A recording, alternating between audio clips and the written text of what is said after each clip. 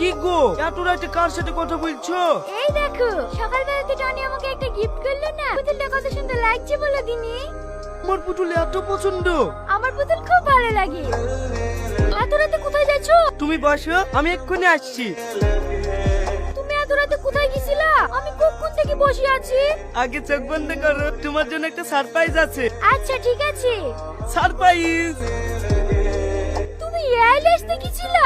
হ্যাঁ, তোমার পছন্দ হয়েছে? পুতুল পছন্দ, তা বলে এত বড় আমরা মোষ পছন্দ না।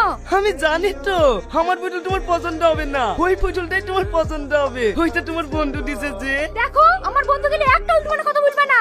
না না, আমি তোমার বন্ধু ব্যাপারে কিছু বলবো না তো, শুধু এইটুকুই বলবো, তুমি আমার ভালোবাসার জীবনেও বুঝবে না।